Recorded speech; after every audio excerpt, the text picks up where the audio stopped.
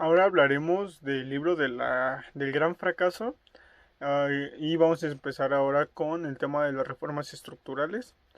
Durante cerca de una década escuchamos decir a voceros oficiales que en México no crecía por la falta de reformas estructurales, más allá de que estas últimas a lo largo de 30 años se han concretado decenas de reformas.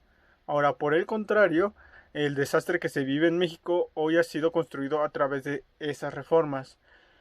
Es la creación de las reformas estructurales lo que ha detenido el crecimiento de México. Y el problema es que no se trata de cualquier industria, sino de la más importante del país, la que le da a México el 40% de su presupuesto cada año. Llevar el desastre de las privatizaciones a la más rica y última industria de la nación es verdaderamente suicida. Si todavía alguien se pregunta cómo es que llegamos a la debacle civilizatoria que vive nuestra nación, cómo es que llegamos a los niveles insultantes de pobreza y descomposición del tejido comunitario, al retroceso cultural, a los grados de delincuencia organizada, si alguien se sigue preguntando esto, es a esta crisis general, la respuesta es precisamente en esas reformas estructurales que han desmantelado las bases sobre las que México creció. Ahora, la reforma constitucional de 1983. En febrero de 1983 se reformaron los artículos 25 y 28 de la Constitución para establecer las 11 áreas estratégicas en las que el Estado intervendría de manera exclusiva, como la acuñación de moneda, correos, telégrafos, radiotelegrafía y comunicación, emisión de billetes, petróleo y muchísimos más, ¿no? Y el gobierno privatizó empresas de telecomunicaciones, camiones, bicicletas, vestuario, eh, fer- de fertilizantes, de tabaco, igual, muchas más.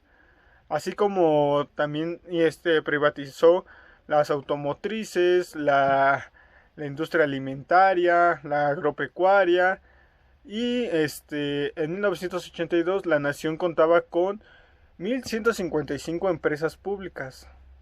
Ahora, en el caso de la disminución del gasto público, en el caso del gasto social, la caída ha llevado a México al rango más bajo de América Latina.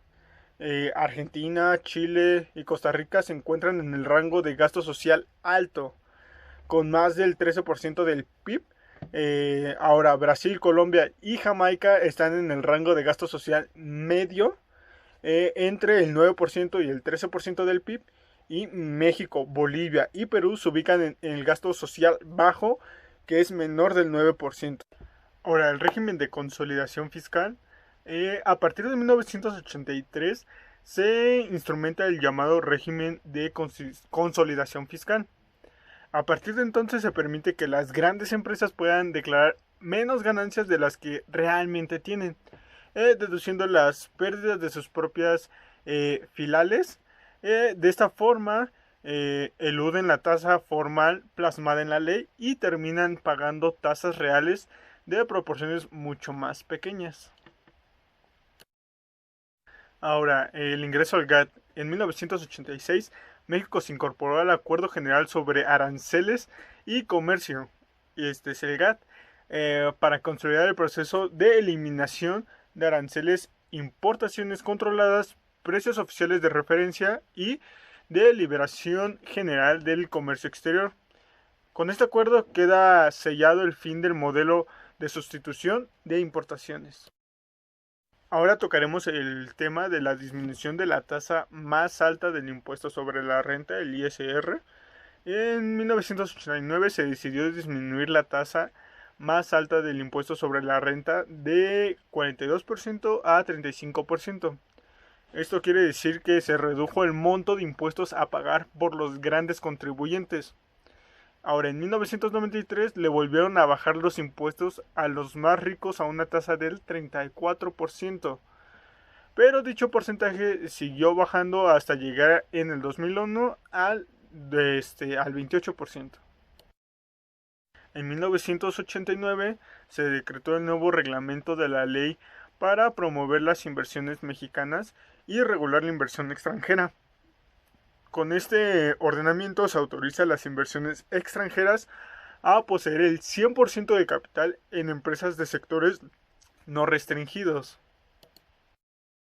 Ahora, en 1989 pasó un acontecimiento importante que fue se privatizaron las empresas, compañías mexicanas de aviación y aeronaves de México. Ambas empresas ya privatizadas entraron en una espiral de endeudamiento que llevó al gobierno a rescatarlas en 1995. A principios del sexenio de Vicente Fox, ambas empresas fueron privatizadas nuevamente. Ahora hablaremos de la privatización de los bancos. Los bancos ya privatizados mostraron una monumental ineficiencia. Se produjeron prácticas de corrupción y simulación. Los nuevos banqueros mexicanos no tuvieron capacidad para competir con la banca extranjera y la inversión no creció. La banca quebró de manera espectacular sin cumplirse siquiera un sexenio de su privatización. Ahora los mexicanos estamos pagando con nuestros impuestos un rescate bancario cuyos costos ascienden a 1.248.000.000.000 de pesos, que tardaremos en liquidar más o menos en 70 años. Y como usuarios pagamos 10 veces más en comisiones y 20 comisiones más que los usuarios de los países donde tienen sedes las actuales matrices de los bancos. Ahora, con mucho, esta es la privatización que le ha costado más a los mexicanos. Hacia 1997, en México solo el 18% de la banca estaba en manos de los extranjeros. En Canadá solo el 6% de la banca lo tenían inversionistas extranjeros. En Corea solo el 10% de la banca es inversión extranjera. Eso es que México es el país con mayor participación de capital extranjero en la banca. Ahora, por si fuera poco, todo lo anterior, la banca dejó de dar crédito para el desarrollo productivo. Ahora, entre 1990 y 1991 se privatizaron los ingenios azucareros. 10 años después fueron rescatados por el Estado mediante la figura de expropiación, que se utilizó solo para salvarlos de la quiebra, sanearlos y volverlos a privatizar. Entre estos mismos años, que fue del 90 y 91, el gobierno federal privatizó una docena de plantas de industrias de Conasupo y una docena más de leche industrializada Conasupo.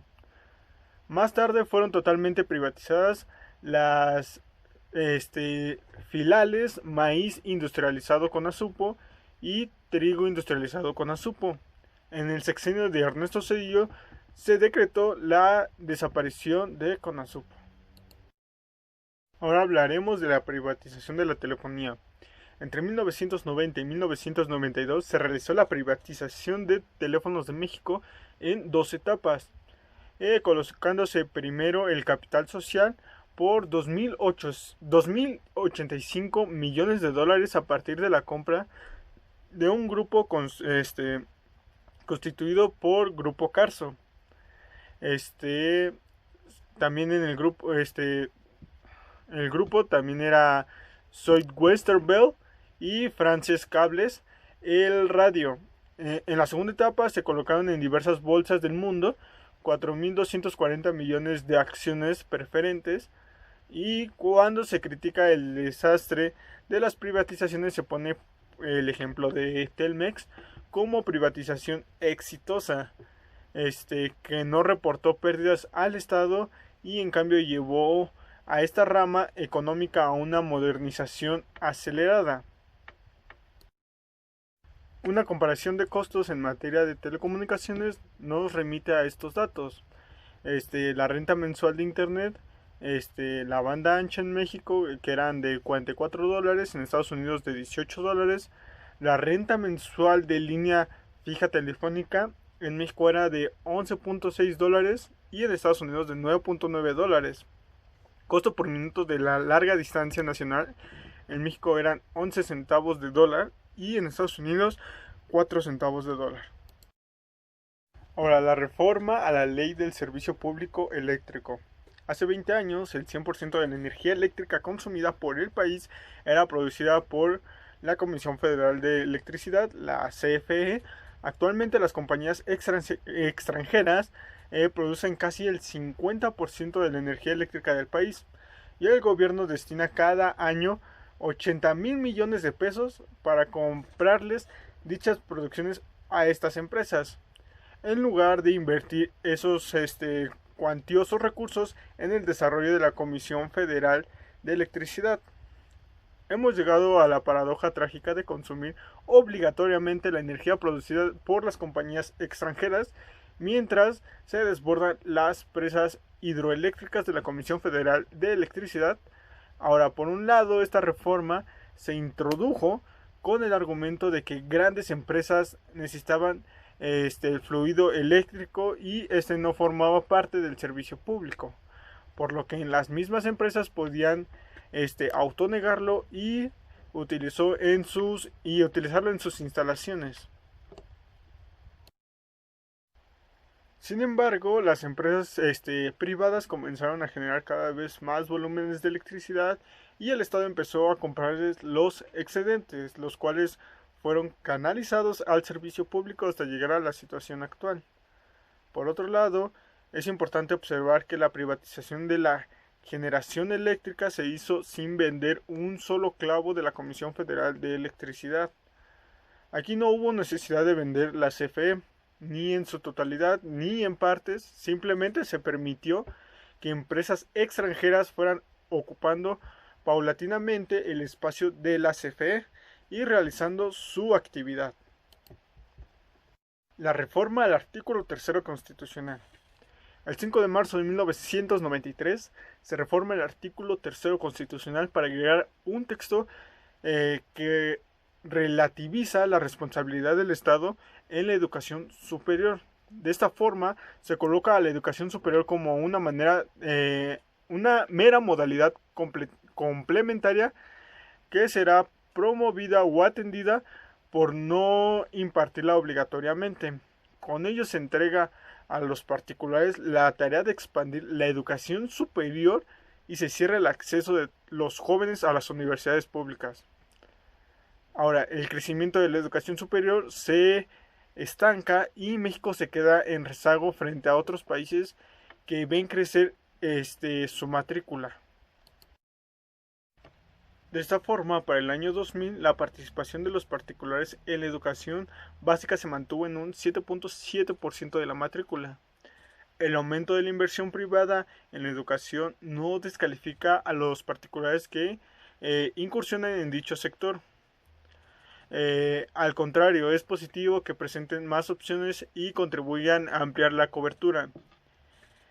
El que está reprobado es el Estado al dejar invertir en educación superior y de cumplir con la función de dar oportunidades de estudio y superación a millones de jóvenes y formar los cuadros de que la nación necesita para su desarrollo. Pues es el Estado y no los particulares el que puede garantizar una cobertura universal, gratuita, que incluya a todos los jóvenes que quieran estudiar. El Tratado de Libre Comercio de América del Norte. El 1 de enero de 1994 entró en vigor el Tratado de Libre Comercio de América del Norte. Sin embargo, este supuesto logro queda muy relativizado, pues las importaciones crecieron prácticamente en las mismas proporciones. Además, el TLC introdujo una amplia variedad de impactos negativos en la economía mexicana, trasladado los apoyos del Estado a las empresas que producían para el consumo nacional hacia las empresas que producen para la exportación. Esto abrió totalmente las compuertas del país sin recibir el mismo trato de los socios comerciantes.